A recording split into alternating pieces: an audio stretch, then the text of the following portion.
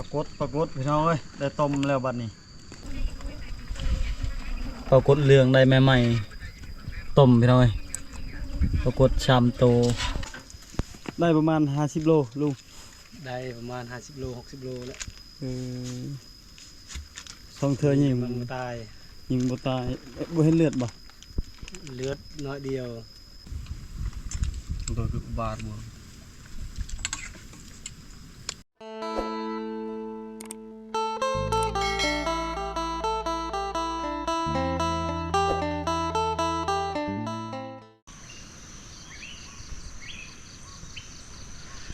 สบายดีตอนเช้าๆพ่อแม่พี่น้อง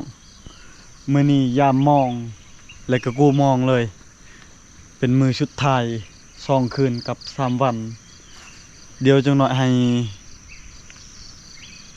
บ่พิมพ์1ข้าวสุกแล้วกันยามมองเลยทุกคนเลยมื้อนี้นอนหนาวพี่น้องเอ้ยยอมรับว่าหนาวอีหลีหรอ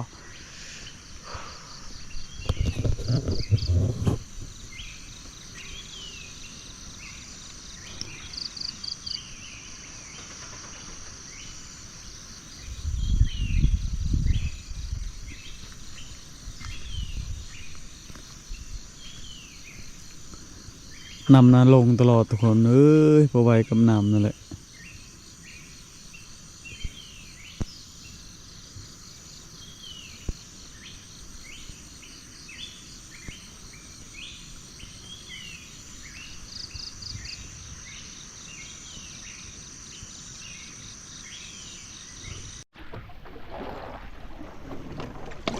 ระวังตกเรือเด้อ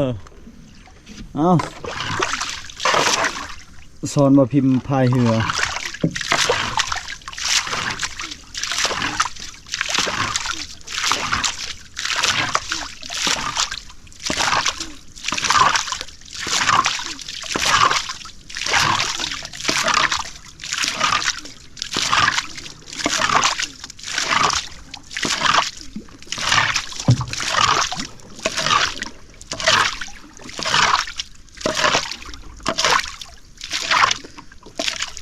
ทำไมเด้อยูเวียนพิมพ์ไปเก่งแล้ว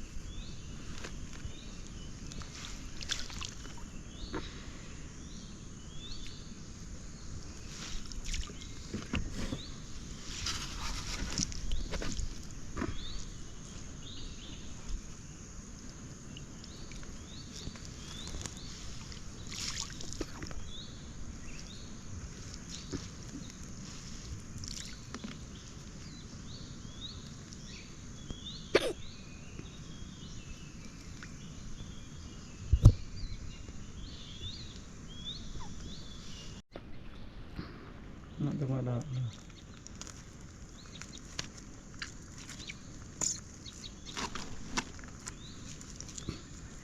ปลาอะไรไก่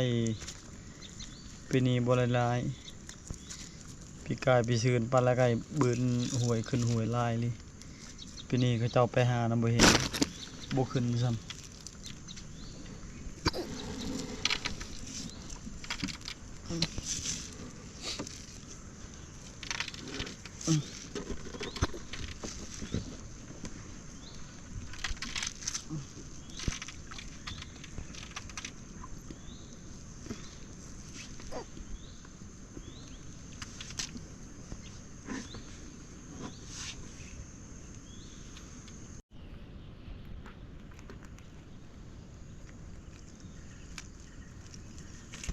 เช็ดโอ้ยปลาเพียตัวหน่อยระวังตก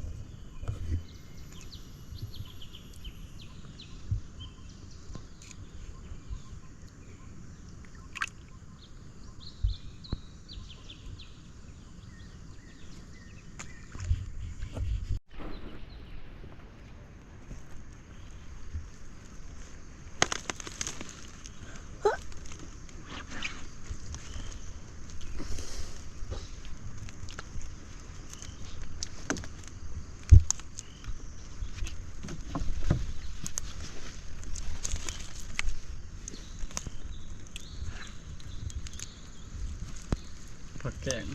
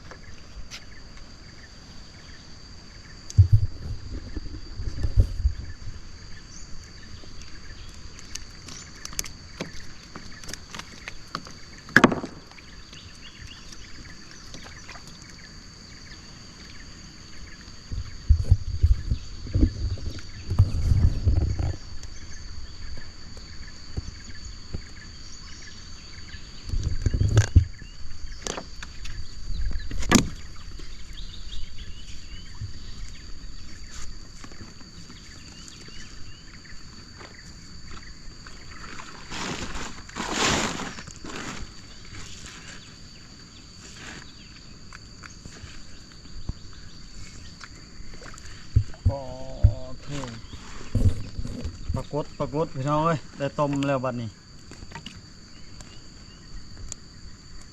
ปรากฏช่องโตตัวนึงปลาเคิงยำแล้วถ้าบ่แม่นปลาเคิงกับปลาสะโด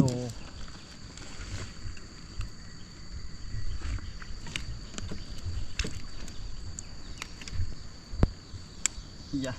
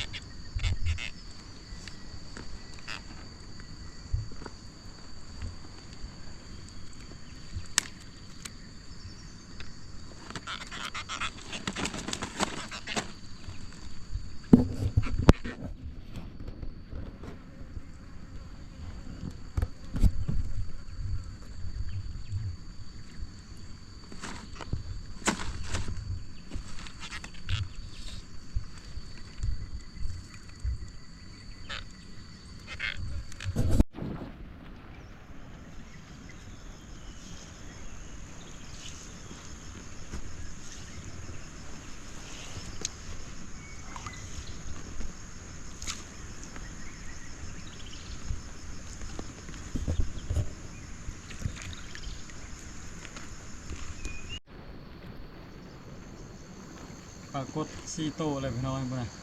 ถ่ายใกล้ดูพี่ถ่ายเก็บเลยครับนี่ว่า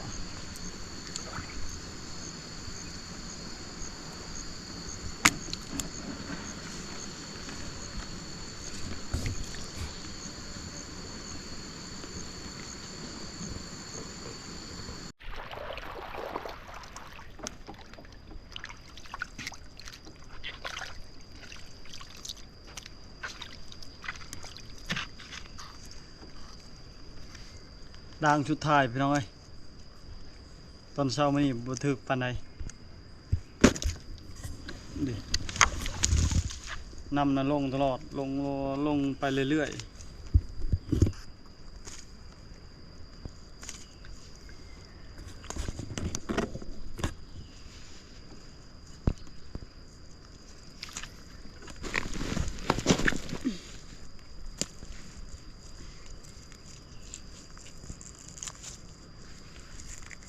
อย่างกันเนาะ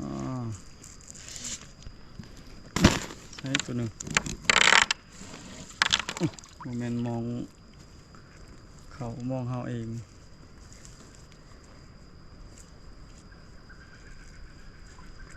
โอ้ไก่ป่าเชลอยู่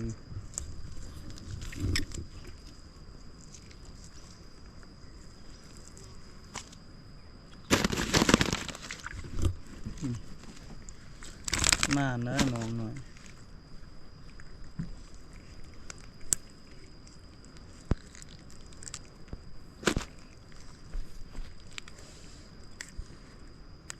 เชิด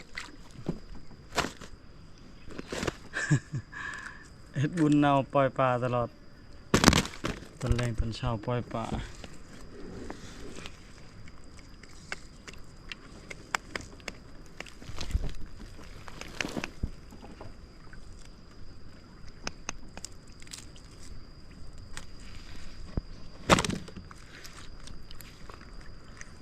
จิตไกลมวยมองยังไงใช่มันช่วยมื้อนี้ฮ้อนแท้ฮ้อนว่าได้ฮ้อนเอาอีกคันว่าลมบ่มีลมนำขี้เหือน่ะบ่ได้ย้านพี่น้องเอ้ยบ่ไหวกับลมนั่นแหละ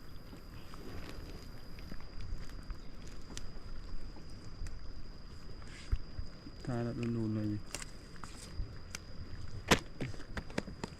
มานเป็นมานมีแต่ปลาสกางเฮ็ดชมแซ่บปิงทาเกลือก็แซ่บธรรมชาติอุดมสมบูรณ์หมักบ่คือกัน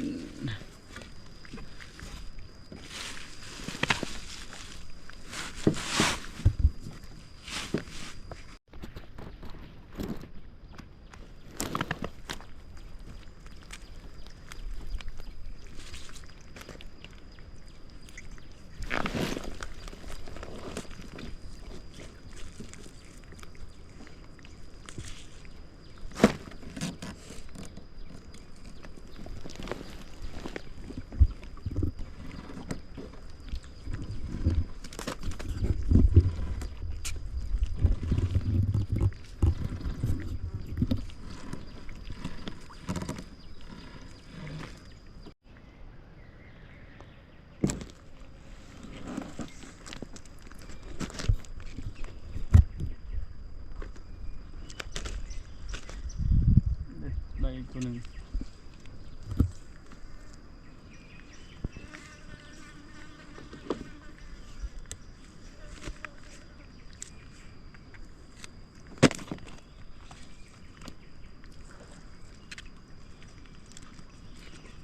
การตัวยามมองกูมองเรียบร้อยแล้วพี่น้องเอ้ยมีแต่ไปหามาเฮียงกินข้าวกินน้ำสิได้กลับบ้านเพราะว่าตอนกลับกับตอนไปนี่สังเกตเบิ่งลมแห้งนี่แหละสาเหตุที่ว่าจะได้เรือใหญ่ลมแห้งพายุพ่นหรือว่าบ่มีพ่นก็ลมแห้งปกติ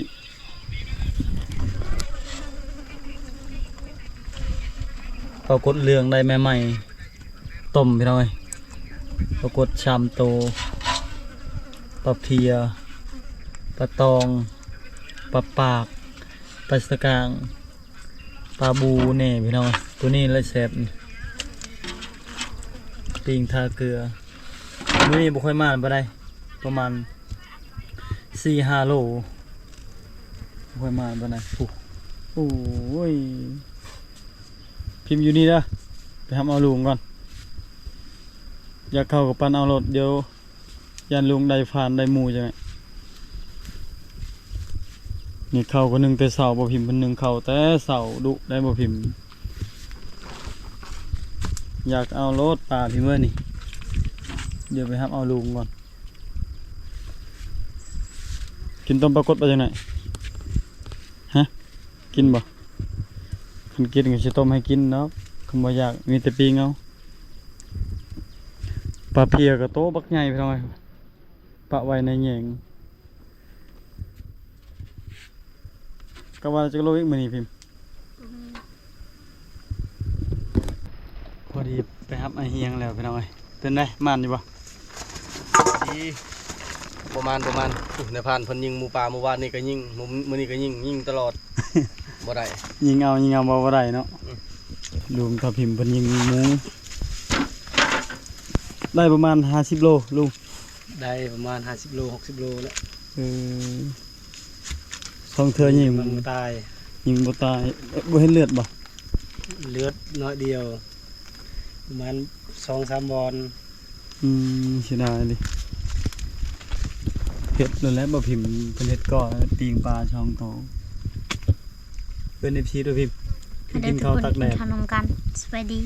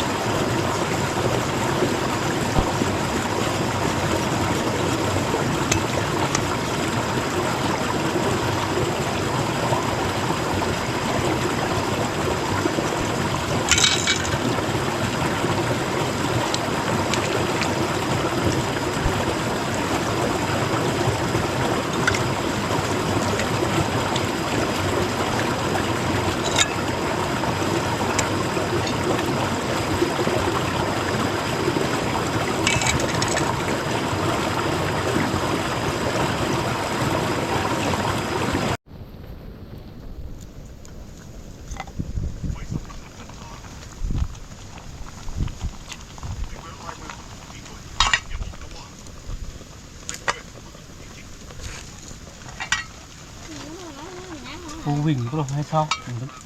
เขาก็คือเอาตะกี้แล้วนะแซ่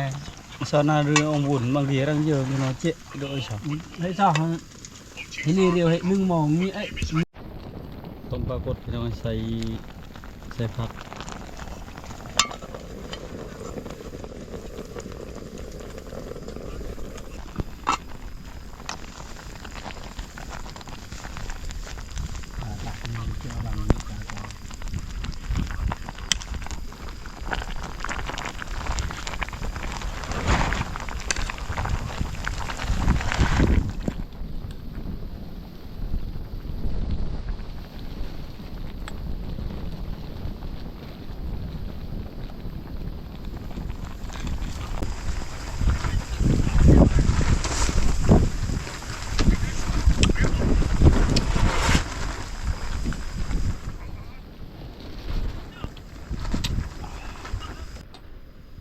มาพี่น้องกินข้าวนำกันกินข้าวแล้วเก็บเครื่องเก็บของจะได้กลับบ้าน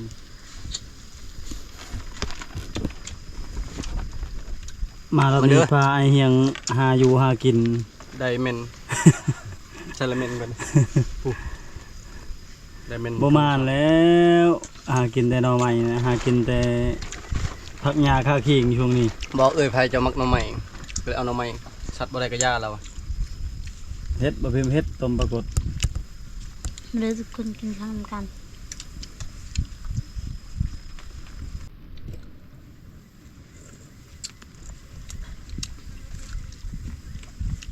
ง ง่ายไปยังง่ายไปยังกินกว่าเรายาวจุจ้าเนื้อมันได้บวกเลยพิมตัวคือบาดบวกชมยาวด้วยเถอะ ครับเป็นลมเลย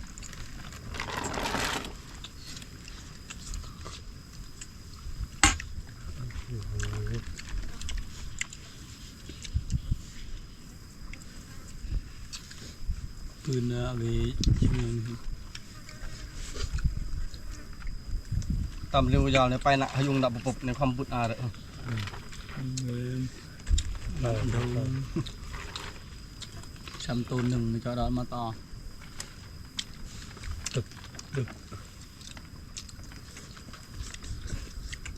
ต้องบกี่กระจักอันนั้นให้โดยจักทั้ง เราเชียร์บุญไหลเลยยาวมาเลยตัดเอายาวเลย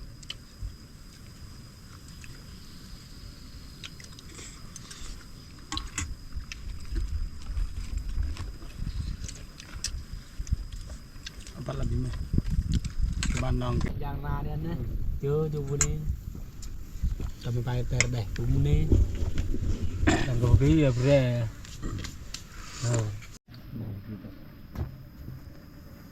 กินข้าวกินน้ำอิ่ม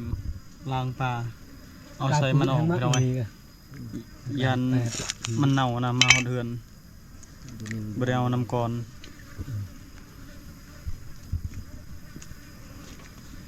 เสื้อดำเด้าหน่อยเสื้อแดงเด้าหน่อยบ่มักบ่เสื้อแดงเอาแต่เสื้อดำบ่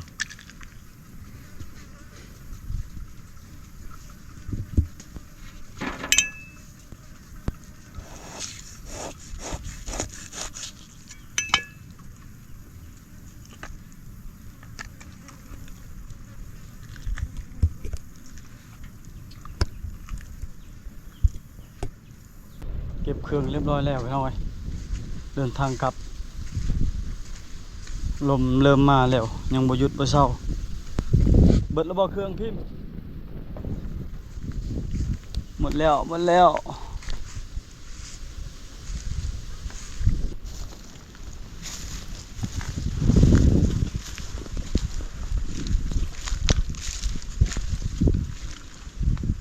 พิมพ์ขับเรือป่ะพิมพ์เป็นบ่ขับเรือ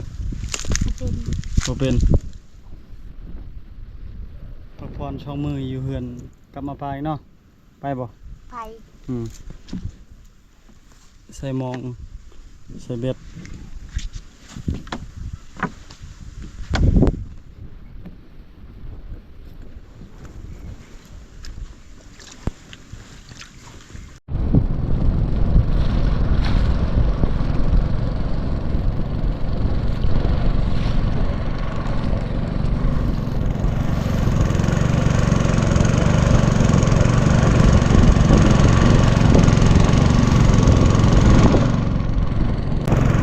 พาความคิดฮอด FC เก่าพี่น้องเอ้ยและ FC ใหม่